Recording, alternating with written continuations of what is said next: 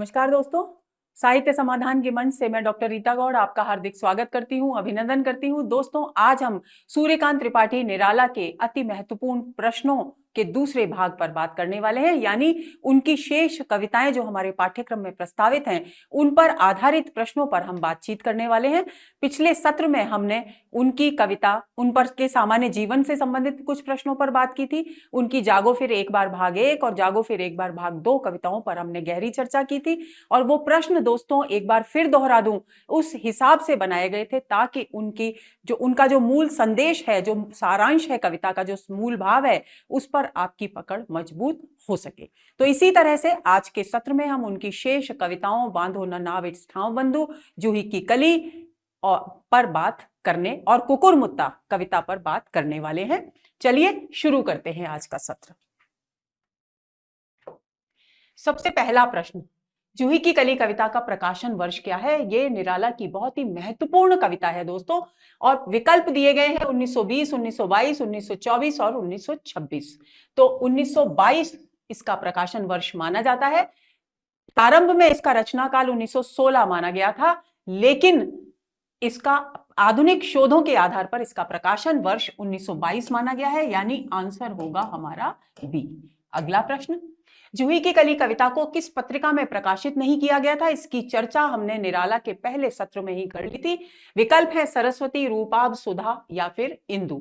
तो ए विकल्प इस प्रश्न का सही उत्तर है, क्योंकि सरस्वती पत्रिका में जब ये कविता प्रकाशित होने के लिए निराला जी ने भेजी तो महावीर प्रसाद द्विवेदी ने इसे श्रृंगारिक रचना कहकर इस अपनी पत्रिका में प्रकाशित नहीं किया और इसे लौटा दिया गया था। तो आंसर होगा ए। जूही की कली कविता सर्वप्रथम कवि निराला के किस कविता संग्रह में संकलित की गई? गीतिका, परिमल, अनामिका या बेला? तो दोस्तों सी विकल्प इस प्रश्न का सही उत्तर है। ये पहले अनामिका में संकलित की गई थी, तो आंसर होगा इसका सी। अगला प्रश्न, कालांतर में जूही की कली कविता निराला के किस कविता संग्रह में संकलित की गई? गीतिका, परिमल, अनामिका या बेला? तो प्रारंभ में सबसे पहले इसका संकलन अनामिका में हुआ और बाद में इसे परिमल में संकलित कर दिया गया। तो आंसर होगा हमारा बी। ये तथ्यात्मक प्रश्न है, इन्हें आपको कंठस्थ कर लेना है। जूही की कली कविता सर्वप्रथम किस पत्रिका में प्रकाशित हुई? ए प्रभा, बी मतवाला, सी सुधा और डी आदर्श। तो दोस्तों डी विकल्प इस प्रश्न का सही उत्तर है। जूही की कली कविता सबसे पहले आदर्श पत्रिका में प्रकाशित हुई थी। आंसर होगा डी। अगला, जूही की कली कविता के मूल भाव को किस अलंकार के माध्यम से अभिव्यक्त किया गया है? अनुप्रास, मानवीकरण, रूपक और उपमा। तो हालांकि कहीं कहीं अनुप्रास भी है, कहीं रूपक भी है, कहीं उपमा भी है, लेकिन सबसे महत्वपूर्ण जो अलंकार यहां प्रयुक्त हुआ है वो है मानवीकरण। यहां जूही की कली को नायिका के रूप में और पवन को नायक के रूप में बताया गया है। तो मानवीकरण अलंकार पूरी कविता में प्रारंभ से लेकर अंत तक विद्यमान है। तो आंसर होगा बी। विजन वन वल्लरी पर सोती थी सुहाग भरी, स्नेह स्वप्न मग्न, पंक्ति में कौन सा अलंकार है? संदेह, भ्रांतिमान, अनुप्रास और उदाहरण। तो दोस्तों संदेह है नहीं, भ्रांतिमान भी नहीं है और उदाहरण भी नहीं है। यहां पर व वर्ण की आवृत्ति है, सवर्ण की आवृत्ति है, तो ऐसी स्थिति में अनुप्रास अलंकार है यहां। तो आंसर होगा सी। अगला प्रश्न, बांधो न नाव इस ठाव बंधु गीत निराला के किस कविता संग्रह में है? ए अर्चना, बी बेला, सी नए पत्ते या डी परिमल? तो दोस्तों ए विकल्प इस प्रश्न का सही उत्तर है, क्योंकि बांधो न नाव इस ठाव बंधु जो गीत है वो उनके अर्चना नामक कविता संग्रह में संकलित है। आंसर होगा ए। अगला प्रश्न, निराला की बांधो न नाव इस ठाव बंधु कविता का प्रकाशन वर्ष क्या है? ए 4 जनवरी 1940, बी 23 जनवरी 1950, सी 10 फरवरी 1940 और डी 28 फरवरी 1950। तो बी विकल्प इस प्रश्न का सही उत्तर है। 23 जनवरी 1950 को यह कविता आदर्श नामक पत्रिका में प्रकाशित हुई। आंसर होगा बी। अगला प्रश्न, कवि नाविक को इस घाट पर नाव बांधने के लिए क्यों मना कर रहे हैं? विकल्प है वहां पर नाव बांधना मना है, बी वहां नाव बांधने पर सारे गांव वाले तरह तरह के प्रश्न करेंगे, सी वह घाट खतरनाक है, डी वहां भीषण घड़ियाल हैं। तो दोस्तों बी विकल्प इस प्रश्न का सही उत्तर है, क्योंकि जब कवि लिखते हैं बांधो न नाव इस ठाव बंधु, दूसरी पंक्ति लिखते हैं, पूछेगा सारा गांव बंधु। तो इसका मतलब है कि वो नाव को वहां बांधने के लिए इसलिए मना कर रहे हैं क्योंकि गांव वाले वहां पर नाव बांधने का अर्थ है रुकने पर, ठहरने पर तरह तरह के सवाल करेंगे। तो आंसर है बी। बांधो न नाव इस ठाव बंधु पंक्ति में रेखांकित शब्द का क्या अर्थ है? ठाव यहां रेखांकित है। विकल्प है दिशा, स्थान, घाट या लहर। तो दोस्तों बी विकल्प इस प्रश्न का सही उत्तर है। ठाव का अर्थ होता है स्थान। आंसर होगा बी। अगला प्रश्न, बांधो न नाव इस ठाव बंधु कविता में निम्न में से कौन सा भाव प्रबल है? बहुत ही महत्वपूर्ण प्रश्न है। निराशा का, आनंद का, स्मृतिजन्य व्यथा का या रहस्य का? तो सी विकल्प इस प्रश्न का सही उत्तर है, क्योंकि जिस घाट से होकर जा रहे हैं निराला, वहां उन्होंने अपनी प्रियतमा के साथ बहुत ही मधुर क्षण बिताए थे। तो उस घाट से गुजरते वक्त उनके हृदय में उन मधुर स्मृतियों की पीड़ा जाग उठती है, क्योंकि अब उनकी प्रिया उनके साथ नहीं है। तो प्रमुख भाव इसमें जो प्रबल है वो है स्मृतिजन्य व्यथा का। तो आंसर होगा इसका सी। अगला प्रश्न, कुकुरमुत्ता किस प्रकार की कविता है? प्रकृति प्रधान, उद्बोधन परक, हास्य व्यंग्यात्मक या श्रृंगार परक? तो दोस्तों सी विकल्प इस प्रश्न का सही उत्तर है, क्योंकि कुकुरमुत्ता निराला की एक हास्य व्यंग्यात्मक कविता है। यदि हास्य शब्द न भी आए विकल्प में, केवल व्यंग्यात्मक आए, तो आप व्यंग्यात्मक विकल्प का चयन करेंगे। तो आंसर हुआ सी। अगला प्रश्न, कुकुरमुत्ता कविता का रचना काल है 1941, 1942, 1943 या फिर 1944? ए विकल्प इस प्रश्न का सही उत्तर है। 1941 में कुकुरमुत्ता कविता रची गई। तो आंसर होगा ए। अगला प्रश्न, कुकुरमुत्ता कविता का प्रथम भाग किस पत्रिका में प्रकाशित हुआ? ए मतवाला, बी प्रभा, सी आदर्श या डी हंस? तो डी विकल्प इस प्रश्न का सही उत्तर है, क्योंकि कुकुरमुत्ता कविता का जो पहला भाग है वो हंस पत्रिका में प्रकाशित हुआ था। आंसर होगा डी। अगला प्रश्न, शिल्प की दृष्टि से कुकुरमुत्ता किस प्रकार की कविता है? क्षणिका, लंबी कविता, प्रयोगवादी कविता या छंदबद्ध कविता? तो बी विकल्प इस प्रश्न का सही उत्तर है। यदि लंबी कविता ऑप्शन ना हो और प्रगतिवादी कविता हो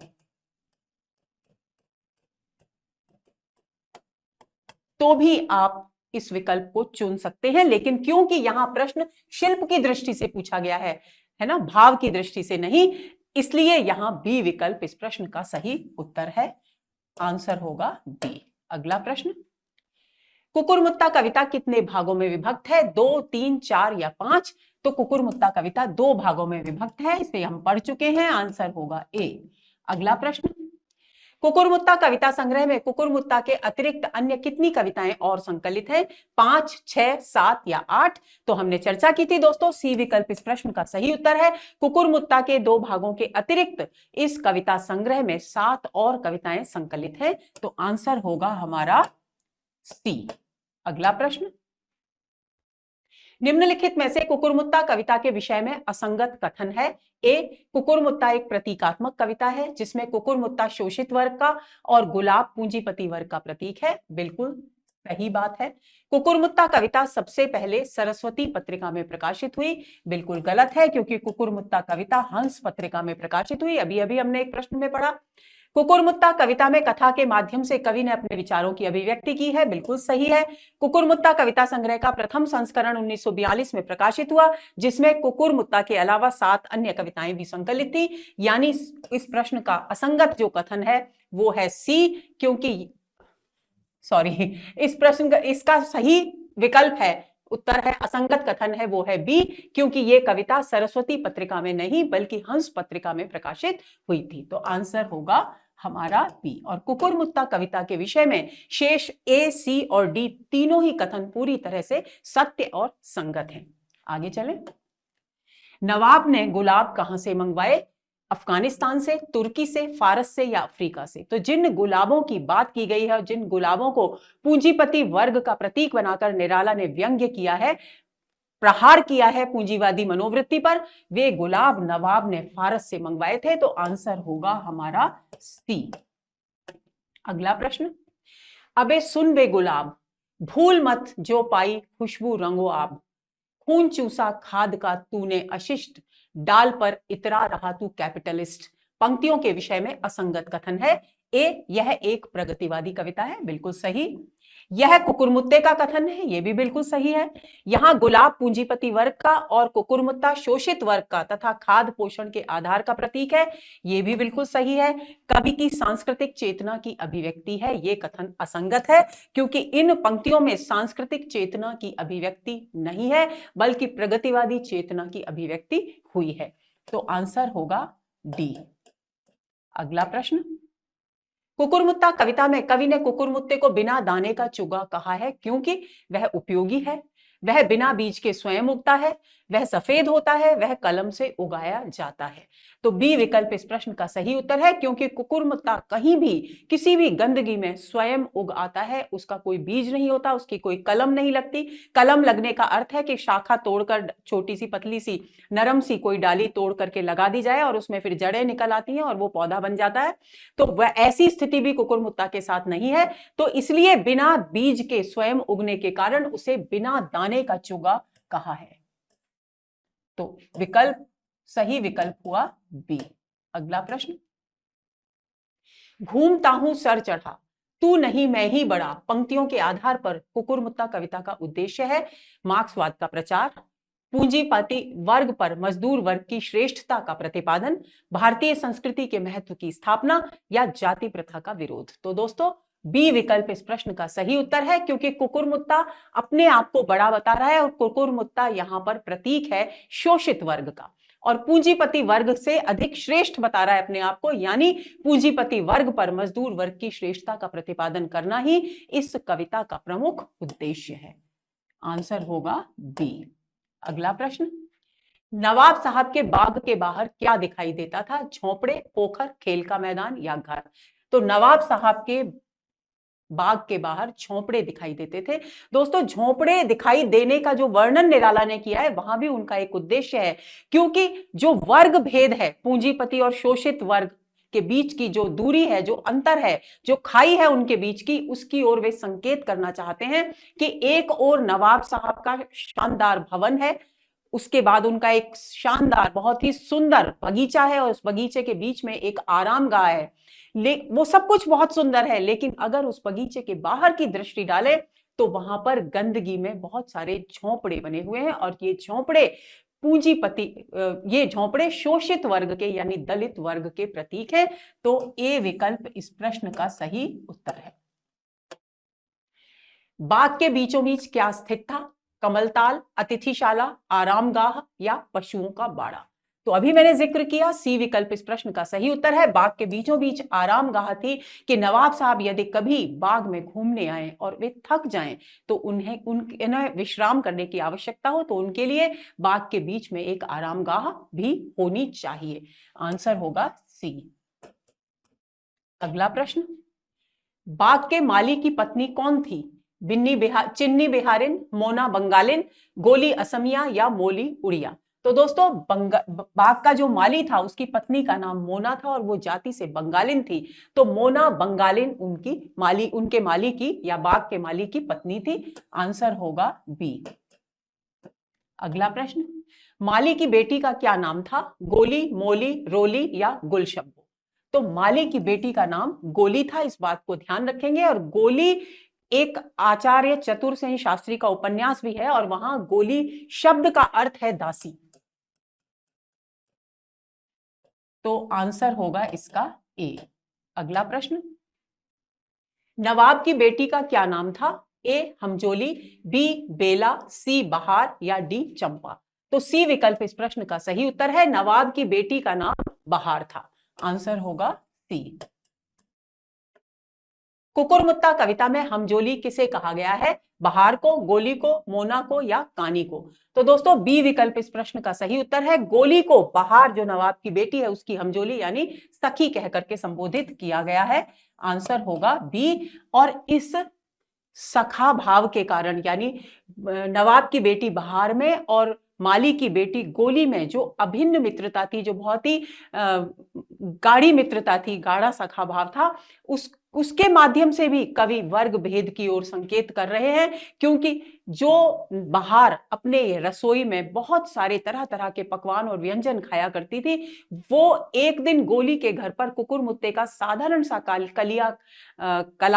कबाब खा करके मुग्ध हो जाती है उसके स्वाद पर, और उसका वर्णन अपने घर पर आकर करती है, जिसके कारण नवाब साहब कुकुरमुत्ता लाने का आदेश माली को देते हैं। तो इस बात को भी आप ध्यान में रखेंगे कि ये जो पात्रों का संयोजन है वो भी कवि की प्रगतिवादी चेतना का संकेतक है। तो आंसर इसका होगा बी। अगला प्रश्न, बहार गोली को लेकर कहां घूमने गई? बाग में, नदी किनारे, गांव में या पहाड़ पर? तो ए विकल्प इस प्रश्न का सही उत्तर है। बहार गोली को लेकर बाग में घूमने के लिए गई। आंसर होगा ए। अगला प्रश्न, बाग में घूमने जाते समय बहार के साथ निम्नलिखित में से कौन नहीं था? गोली, माली, नौकरानी या टेरियर? तो देखिए, गोली तो थी बाग में जब बाहर घूमने गई, क्योंकि गोली को लेकर ही वो गई थी।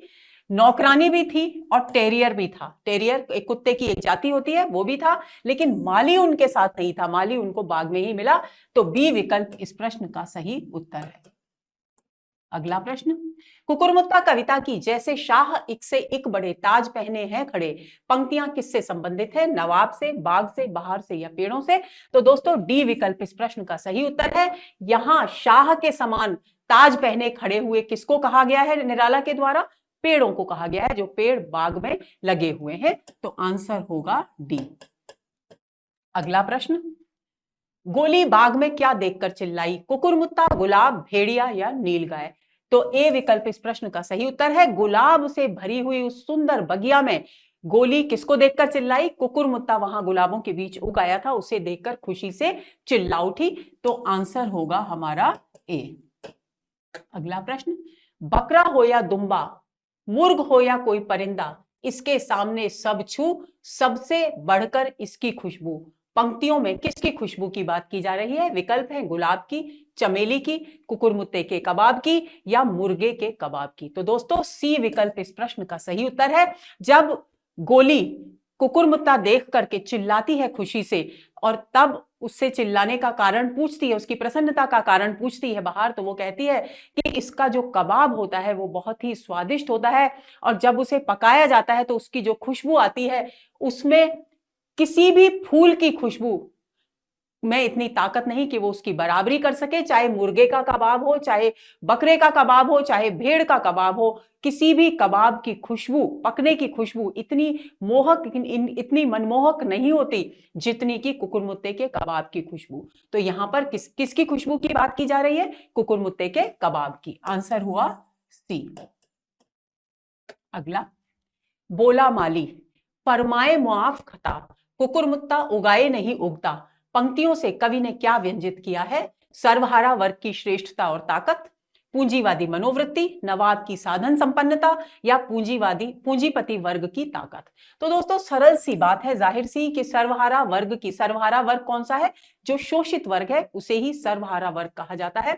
सर्वहारा वर्ग की श्रेष्ठता और ताकत की ओर यहां संकेत किया गया है, क्योंकि जब नवाब साहब माली को आदेश देते हैं कुकुरमुत्ता लाने का, तो वो कहता है कि फरमाए मुआफ खता, खता यानी मेरी भूल, मेरी गलती को माफ कर दें, क्योंकि कुकुरमुत्ता उगाने से नहीं उगता, क्योंकि वो तो बिना दाने का चुग्गा है, यानी बिना बीज के स्वयं ही उगता है। इसी तरह से इसका व्यंजित अर्थ क्या है? इसका व्यंजित अर्थ है कि शोषित और सर्वहारा और दलित वर्ग को किसी भी खास सुख सुविधा, साधन संपन्नता की आवश्यकता नहीं होती, किसी विशेष प्रकार के पोषण की आवश्यकता नहीं होती, फिर भी वो पूंजीपति वर्ग से बहुत अधिक श्रेष्ठ और ताकतवर होता है, क्योंकि पूरे सृष्टि का कहें, पूरी प्रकृति का कहें, भार, जिम्मेदारी किसके ऊपर होती है? जितने भी औद्योगिक विकास हो रहे हैं, जितने भी आर्थिक विकास हो रहे हैं और विभिन्न क्षेत्रों में जो वैज्ञानिक प्रगति हो रही है, उन सब का आधार सर्वहारा वर्ग ही है, क्योंकि हर क्षेत्र में परिश्रम का कार्य सर्वहारा वर्ग को ही करना पड़ता है। तो ए विकल्प इस प्रश्न का सही उत्तर है। अगला प्रश्न, निम्नलिखित पंक्तियां किस कवि की हैं? क्या कहा मैं अपना खंडन करता हूं, ठीक है तो मैं अपना खंडन करता हूं, मैं विराट हूं, मैं समूहों को समोए हूं। यूजीसी नेट 2015 में ये प्रश्न पूछा गया। ऑप्शंस हैं जयशंकर प्रसाद, सुमित्रा नंदन पंत, सूर्यकांत त्रिपाठी निराला या रामधारी सिंह दिनकर। तो सी विकल्प इस प्रश्न का सही उत्तर है। ये निराला की पंक्तियां हैं, तो आंसर होगा सी। अगला प्रश्न, राम की शक्ति पूजा की यौगिक प्रक्रिया का स्रोत क्या है? राम की शक्ति पूजा में जब शक्ति की उपासना करने के लिए बैठते हैं श्री राम, तो वे योग के द्वारा अपनी कुंडलिनी को सहस्रार तक ले जाने का प्रयास करते हैं, ताकि वे अपनी मनोकामना, अपना वो खास वरदान, जिस इच्छा से, जिस उद्देश्य से वो शक्ति की आराधना कर रहे हैं, उसे प्राप्त कर सके। तो उस यौगिक प्रक्रिया की बात यहां पर की जा रही है, उस योग साधना की बात यहां पर की जा रही है। और यह प्रश्न पूछा गया यूजीसी नेट 2013 में। विकल्प है वेदांत, योग वशिष्ठ, नव वेदांत और हठ योग। तो दोस्तों यहां पर एक छोटी सी बात आपको ध्यान में रखनी है। हम पढ़ चुके हैं कि निराला की कृतियों पर वेदांत दर्शन का प्रभाव है, तो ऐसी स्थिति में जो योग की प्रक्रिया है वो भी वेदांत दर्शन पर ही आधारित होगी। तो ए विकल्प इस प्रश्न का सही उत्तर है। आंसर होगा हमारा ए।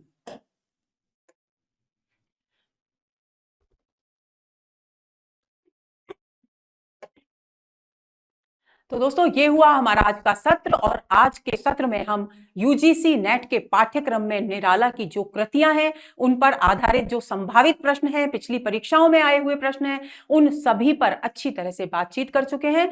उम्मीद करती हूं कि ये सत्र आपके लिए पूरी तरह से उपयोगी साबित होगा और आप में सही प्रश्नों के सही उत्तर चुनने की सामर्थ्य पैदा करेगा।